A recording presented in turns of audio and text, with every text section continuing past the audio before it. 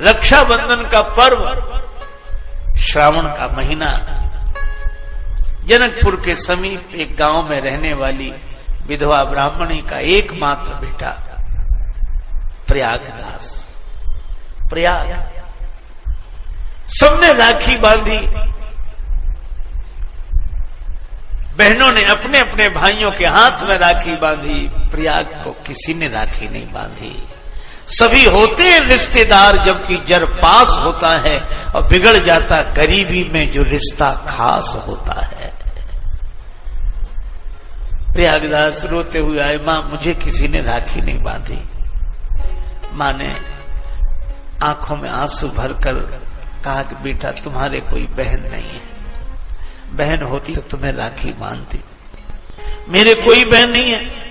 अब नन्हा सा बालक, 9 वर्ष का बालक, वो कहे कि जब सबके हाथ पांव नाक कान है तो मेरे हाथ पांव नाक कान है, और जब सबके बहन है तो मेरे बहन क्यों नहीं है। मां कैसे समझाती। और बालक रोए। अंत में मां ने कहा कि बेटा तुम्हारी भी बहन है, पर वो यहां नहीं है, अभी अपनी ससुराल में है। मेरी बहन का नाम क्या है। मां कहती बेटा तुम्हारी बहन का नाम सीता है। उनकी ससुराल कहां। अयोध्या है। मैं जाऊंगा। मां बोली अभी नहीं, तू और बड़ा हो जा, फिर मैं ले चलूंगी तुझे। लेकिन बालक के मन में यह भाव, मेरी बहन, और मां ने केवल जनकपुर के नाते कह दिया, मिथिला के नतवा से बढ़ी गेले शान है। मिथिला के नाते से ये शान बढ़ गई।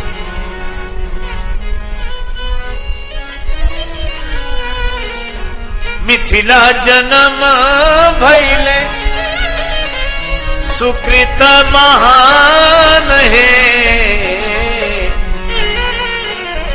लाडली कृपा सो पवली, श्री जानकी कृपा सो पवली, ऐसे मेहमान है।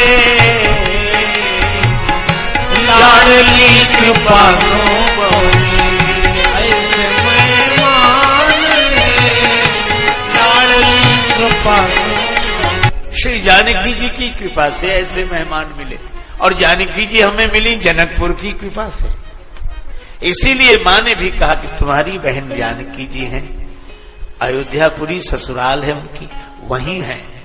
बालक कहे मैं तो जाऊंगा। मां कहे कि बड़ा हो जा, मैं ले चलूंगी। बालक मौन हो गया, पर मन छटपटाता रहा। रात्रि को मां के साथ सोया, नींद नहीं आई, आंख बंद किए पड़ा रहा। आज सवेरे 4 बजे ही जग गया। थोड़ी नींद लगी फिर जाग जाए, नींद लगे फिर जाग जाए, सवेरे के 4 बज गए। उसको लगा कि मां ने सब पता बता ही दिया है, और अयोध्या तो वैसे ही प्रसिद्ध है, मैं पहुंच जाऊंगा, ज्यादा दूर थोड़ा ही है। बहन से राखी बंधवा के लौट आऊंगा शाम तक। लेकिन बहन को कुछ देना तो पड़ेगा। मां के पास केवल 2 धोतियां, एक वो धारण कर लेती, एक धोकर डाल देती, और कुछ नहीं था उसके पास। फटी हुई सिली हुई धोती धुली हुई रखी थी। प्रयागदास ने वह धोती ही उठा ली, बगल में दबा ली। बहन राखी बांधेगी, उसे दूंगा। और पैदल पैदल चल पड़े। अब जनकपुर से कोई अयोध्या पैदल आवे तो महीनों का रास्ता है। थोड़ी दूर ही चले, थक गए, सोचा आराम कर लूं फिर चलूंगा। एक पेड़ के नीचे आंख बंद करके सो गए, धोती सिरहाने रख ली, नींद लग गई। जब भगवान का कोई बनता है तो भगवान उस नाते को निभाते हैं। भगवान बोले जे तो चले विनीत तू जगतज मेरी ओर, तू संसार छोड़कर जितना मेरी ओर चलता है, तेते पग मैं भी धरूं करूं कृपा की कोर। उतने चरण मैं भी रखता हूं। भगवान जितना मैं चलूंगा उतने ही चरण आप रखेंगे तो कल्याण कैसे होगा? नहीं नहीं, चिंता की बात नहीं। एक चरण तेरो परे मम हित चित पे छूछ, और मेरो चरण बढ़ाई वो राजा बलि से पूछ। मैं जब चरण बढ़ाता हूं तो राजा बलि से पूछो। प्रयागराज सो गए, वृक्ष के नीचे आंख लग गई थी। नाम ना भूल जाऊं, सीता। सीता, अच्छा बहन का नाम सीता, बहनोई का नाम राम। सीताराम सीताराम सीताराम। सो गए। आश्चर्य, सोए थे वृक्ष के नीचे, और जब जागे तो सरजू किनारे वृक्ष जो उठे, भैया ये तो नदी है और ये नगर है। ये नदी कौन सी? लोगों ने बताया सरयू नदी है, और ये अयोध्या नगरी है। प्रयागराज ताली बजा के बोलो आ गए। वही मां से मैंने कहा था ज्यादा दूर थोड़े ही है, अभी पहुंच जाएंगे। अब सवेरे निकले थे 9-10 बजे, तो अयोध्या पहुंच गए। अब सबसे पूछे, जो भी मिलता उसी से पूछते, भैया हमारी बहन सीता का मकान कहाँ है? अब साधु संत कहें मकान थोड़ा ही, मंदिर है उनका। और ये कहें मंदिर, अरे वो कोई देवी देवता थोड़ी ही है, हमारी बहन है। राखी बांधने नहीं आई तो हम आ गए, मकान बताओ। महात्मा कहें मकान तो, अरे बहनोई का नाम राम है। हाँ वही तो हम कह रहे हैं, उनका मंदिर है कनक भवन। सीताराम जी का मंदिर, किसी को प्रभु मिलते हैं वन में, किसी को मिलते अपने मन में, और जिसको जहां मिले सो जाने अपने, तो प्रभु कनक भवन में। वो कहे कनक भवन में होंगे तो ठीक लगा, हमारे बहन बहनोई अलग हैं, उनका मकान है, हमें पता नहीं। कुछ लोग कहते पागल है, पर इन्हीं बिगड़े दिमागों में भरे अमृत के लच्छे हैं, इन्हें पागल ही रहने दो, ये पागल ही अच्छे हैं। किसी ने कोई पता नहीं दिया। अब तो ये सोचने लगे मां ने इसीलिए मना किया था तो मत जाओ, इसीलिए मना किया था। बताओ, वो ऐसे राजा हैं, उनके डर से सब ऐसे ही घूमते हैं। अब संत तो त्यागी, कपड़े भी नहीं पहनते, चुपचाप रहते हैं, थोड़ा बोलते हैं। मैं मकान पूछता हूं, मंदिर बताते हैं। शाम हो गई, पूछते पूछते भूख भी लग रही थी। चलो लौट जाएंगे, सवेरा होते ही लौट जाएंगे। वशिष्ठ कुंड के पास एक नीम वृक्ष के नीचे आंख बंद हुई, सो गए। अर्धरात्रि के समय में अचानक प्रकाश हुआ, आंख चौंधिया गई। आंख खुली तो देखा एक हाथी झूमते हुए आ रहा है, झूमता आवे, और हाथी पर विराजमान भगवान श्री सीताराम जी, श्री सीताराम, और उस हनुमान जी के महावत, उस हाथी के महावत श्री हनुमान जी। सेवक पीछे पीछे आ रहे हैं। इसने जो दृश्य देखा तो चौंका। हाथी को देखकर समझ गया, नाराज हो गए, इसलिए सोचते हैं रात में ही हाथी से कुचलवा दो इसे।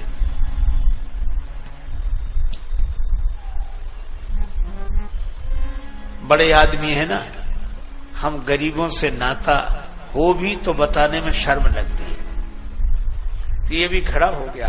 लेकिन यह क्या, हाथी को बिठाया गया, श्वेत रंग का हाथी।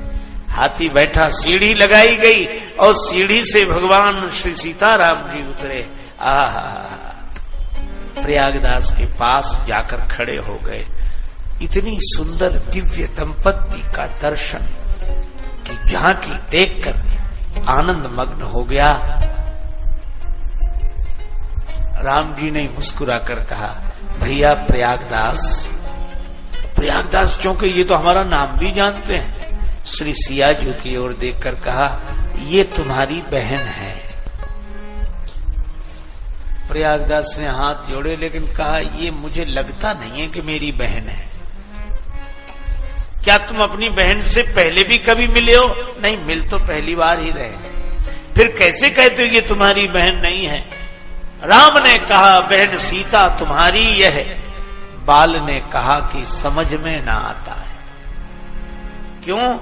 जब भाई को बहन मिलती है, विरह व्यथा से चरणों में लोट लोट कर रोती है बहन जब भाई मिल जाता है। भाई को देखकर बहन छाती से लिपटकर रोने लगती है। अगर ये मेरी बहन होती तो ऐसे खड़ी रहती? सीता माता के आंसू भर आए। भूल गई मैया पर भैया हमें भूले नहीं, भैरव सिया के उर्भाव भर आता है। रोने लगी सीता आंसुओं से पग धोने लगी, भाई भगनी का भगवान धन्य नाता है। श्री सीता जी ने राखी बांधी प्रयागदास के हाथ में। प्रयागदास का सिर झुक गया, आंसू बरसने लगे। धोती जो धुली हुई फटी सिली हुई साथ लाए थे, सिर झुकाकर वो धोती ही ऊपर कर दी। बहन, यह तुम्हारे लिए।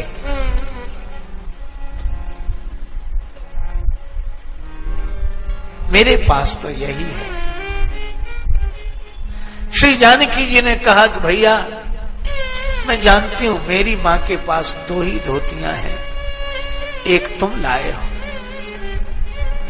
वो एक धोती पहने रह गई, ये वापिस ले जाओ और मां से कहना कि उनके आशीर्वाद से मैं बहुत सुख में हूं, वो मेरी चिंता न करें। प्रयागदास को राखी बांधी, जानकी माता ने अपने हाथ से कुछ खिलाया। प्रयागदास भाव से भर गए। निर्निमेष नयनों से निहार रहे थे वह छवि, नेत्र प्रेमाश्रुओं से भरे हुए थे। धीरे धीरे वह दृश्य अदृश्य हो गया। हाथी पर बैठे श्री सीताराम जी, महावत ने हाथी को चलाया। जानकी माता हाथी पर बैठकर भी भरे नयनों से अपने भैया की ओर देख रही थी। प्रयागदास श्री जानकी माता की ओर, दृश्य अदृश्य हो गया। प्रयागदास रात भर रोते रहे। सवेरा हुआ, अब किसी से कुछ कहने की स्थिति नहीं। वशिष्ठ कुंड पर रहने वाले एक वैष्णव महात्मा सवेरे निकले और जब उन्होंने बालक को देखा समझ गए इसको श्री किशोरी जी की कृपा प्राप्त हो गई, यह भगवत भक्त है। हृदय से लगाया, अपने आश्रम पर ले आए। रोता रहा बालक, स्नान कराया। थोड़ी देर में 2 देवियां आईं, दोनों के हाथ में स्वर्ण थाल थे, भोजन व्यंजनों से भरा थाल। उन दोनों देवियों ने कहा कि हमारे यहां श्री सत्यनारायण भगवान की कथा थी, ये प्रसाद आपको भेजा है, हम बाद में थाल ले जाएंगे, आप भोजन करो। दोनों ने प्रसाद पाया, थाल लेने कोई नहीं आया। समझ गए वो महात्मा कि श्री जानकी मैया ने ही अपने भैया की पहुनाई की है। रात भर रहे। दूसरे दिन सवेरे सवेरे महात्मा बोले, ये थाल तुम्हारे कारण आए, तुम ले जाओ। नहीं नहीं, मैं नहीं ले जाऊंगा, बहन का सामान, बहन का दिया हुआ सम्मान मैं नहीं लूंगा। न प्रयागदास ने थाल स्वीकार किए, न महात्मा ने। दोनों ने सलाह करके वो दोनों स्वर्ण थाल वशिष्ठ कुंड में डाल दिए। मां ने जो देखा बेटे को हृदय से लगा लिया। मेरे लाल, कहां गया था तू? मां बहन के पास। तुझे बहन मिल गई? हाँ देख, ये राखी बांध दो। और मैं धोती देने लगा तो बोली नहीं नहीं, मेरी माँ के पास 2 ही धोतियां हैं, तू वापस ले जा। ये वापस ले आया। माँ उनका तो बड़ा ठाट बाट है। हाथी से आए थे रात को शायद इसलिए आए थे कि दिन में शर्म लगती होगी कि इतने गरीबों के हम रिश्तेदार, इसलिए रात में आए। और एक बात है मां, क्या संबंध है? पायन में पनही न इते, पायन में पनही न इते, उत्भूषण की तन पे छवि छाजी।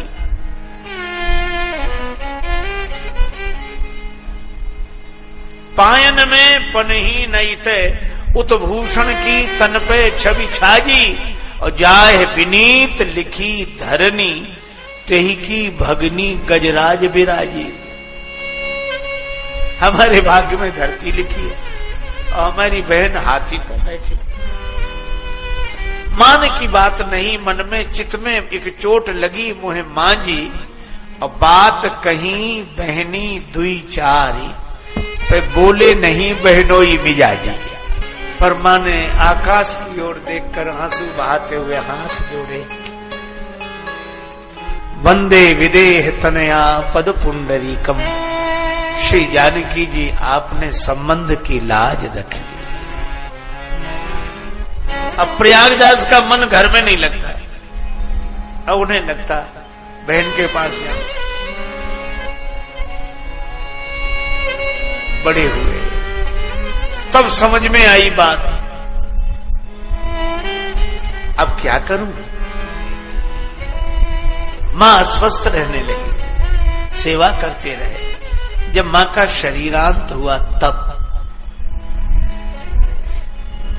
अंतिम संस्कार भोज भंडारा करके जन्मभूमि को प्रणाम करके अवध आ गए। अवध में एक वैष्णव संत से दीक्षा ले ली। दीक्षा लेकर श्री सीताराम जी का भजन करने लगे। नित्य कथा सुनने जाते, सीताराम सीताराम सीताराम सीताराम करते रहते। एक दिन भगवान की कथा में सुन लिया कि राम जी को वनवास हो गया। राम जी वन में चले गए, श्री जानकी जी भी साथ गई और लक्ष्मण जी भी साथ गए। ये कथा में सुना। अब बड़बड़ाने लगे, क्या हो गया है इनको? किसके घर में झगड़ा नहीं होता, पर इतने छोटे से झगड़े के कारण कोई वन में जाता है? पर कोई समझाने वाला भी तो नहीं था इन्हें। खुद गए तो गए, हमारी बहन को भी लेकर गए। और लक्ष्मण जी वो तो वैसे ही बड़े क्रोध में हैं, वो ही ले गए होंगे सबको। मिले तो फिर मैं बात करूं जरा इससे। रोते जाए। व्यास जी से पूछा, वन में गए? हाँ गए हैं ना, तो कहां होंगे इस समय? यही अंतर है, हम लोग कथा को जानते हैं पर भक्त लोग कथा को जीते हैं। कहां होंगे इस समय? व्यास जी ने सोचा ये बड़ी कठिनाई, पर उन्होंने कह दिया चित्रकूट में। अच्छा चित्रकूट में, तब ठीक। जब किसी से कुछ नहीं मांगा अब मांगने लगे, जो भी बोलता भैया कुछ दे दे। क्यों? अरे अब कलह किसके घर में नहीं होता? वो देखो सीताराम जी, वो बहन भैया, बहन और हमारे बहनों दोनों चले गए, लक्ष्मण भैया भी गए संग में। अब पछताते होंगे बेकार वन में आए। कितना कष्ट है वहां वन में, न बिछाने को न ओढ़ने को, नंगे पांव विचरण कर रहे, आज इस वृक्ष के नीचे कल उस वृक्ष के नीचे। तो उनके लिए कुछ इंतजाम करना है। लोग प्रसन्नता से देते, संत मांग रहे हैं। पैसा इकट्ठा किया, 3 जोड़े जूते बनवाए, 3 जोड़े पलंग और 3 जोड़े गद्दा, तकिया, रजाई आप आश्चर्य करोगे, इन्हें हम लोग पागल समझते हैं। ये तीनों पलंग, जूते, रजाई, गद्दा सब अपने सिर पर रखा और अयोध्या से पैदल पैदल चित्रकूट के लिए चले। बीच में रुक जाते, फिर सीताराम सीताराम करते, फिर आगे चलते, फिर सीताराम सीताराम करते, फिर आगे चलते। चित्रकूट में फटिक शिला के पास मंदाकिनी गंगा के किनारे सामान उतार कर रखा। अब कहने लगे, कहां हो, आ जाओ, हम जान रहे हैं कि हमारे डर से छिप गए हो। सोचते होगे पता नहीं क्या क्या कहेगा। कहना तो बहुत कुछ था, क्रोध भी बहुत था, लेकिन अब मैं कुछ नहीं कहूंगा। आ जाओ, मिल जाओ, मिलो। अब बहुत पुकार लगा मैं, नहीं आए भगवान। नहीं आए तो सामान वहीं रखकर फिर उठाया सामान, नदी के उस पार चित्रकूट के जंगल में घुस गए। अब घोर जंगल मंदाकिनी के उस तरफ, कहां हो, मिलो मिलो, छिपने से काम नहीं बनेगा। और जब उस जंगल में घुसे तो भगवान श्री सीताराम लक्ष्मण जी के साथ प्रकट हो गए। प्रकट हो गए तो चरणों में गिर गए, रोने लगे। आप भी किसके घर झगड़ा नहीं होता, ऐसे बढ़िया महल छोड़कर जंगल में चले आए।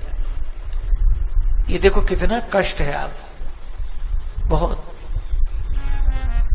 हम आपके लिए पलंग लाए, एक एक पलंग ले लो। ये जूते लाए हैं, ये कपड़े लाए हैं।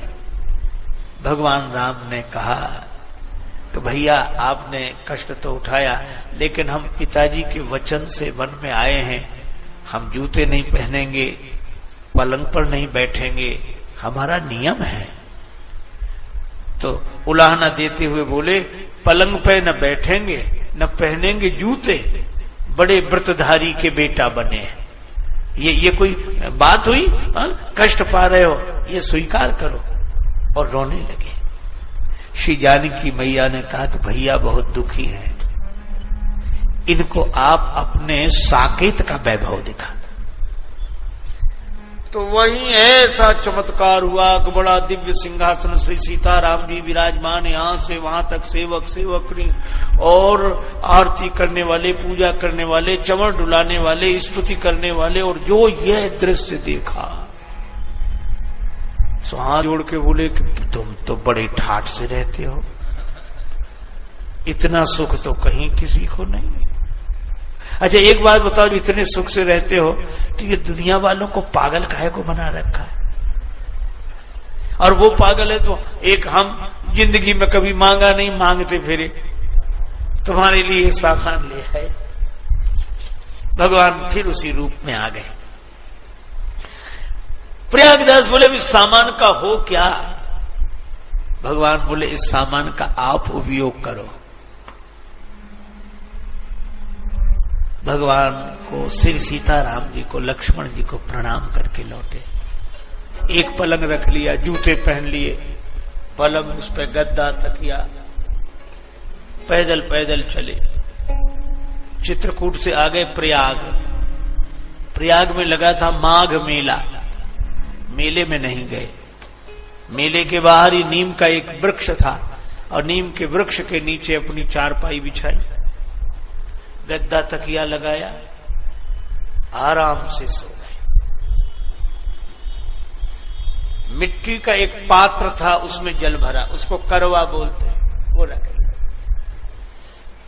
किसी ने कहा कि महाराज मेले में नहीं गए? तो कहने लगे मतवादी हैं वहां इकट्ठे, मतवादी हैं वहां इकट्ठे, हम जाके करें क्या मेलों में? और प्रागदास श्री राम को लेकर पड़े रहेंगे ढेलों में।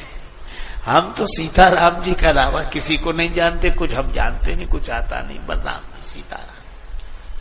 किसी ने कहा कि ढेलों की बात कर रहे हो, पलंग पर सो रहे हो, ये गद्दा तकिया लगाए और ये जूते, ये महात्माओं के रहने का ढंग है? साधु ऐसे रहते तुम्हारी तरह, गद्दा तकिया लगाकर पलंग पर और जूते पहनकर चलें और ये रजाई ओढ़े, इतना ठाट बाट? तब प्रयागदास बोले चुप रहो, हम कोई साधु थोड़े ही हैं, अच्छा फिर क्या हो? तो कहने लगे नीम के नीचे खाट बिछी है, नीम के नीचे खाट बिछी है और खाट के नीचे करवा, मिट्टी का जल भरा पात्र, नीम के नीचे खाट बिछी है, खाट के नीचे करवा और प्रागदास अलमस्ता सोवे राम लला को सरवा। हम तो राम जी के साले हैं, ये छोटे मोटे जागीरदार के साले ऐसे ठाठ से रहते हैं ताकि पता लगे कि उनके साले। हम तो महाराजाधिराज त्रिभुवनपति राम जी के साले हैं, तो क्यों नहीं ठाठ से रहेंगे? यह है भाव, यह है भगवान को मान लेना। तो प्रयागदास को भी चित्रकूट में मिले, कोलभीलों को भी चित्रकूट में मिले, और चित्रकूट में संत आए उनको भी दर्शन भगवान ने दिया, देवताओं को दर्शन दिया। और बल्कि मुझे तो यह लगता है कि बाद में अयोध्या जनकपुर का समाज भी चित्रकूट में आ गया।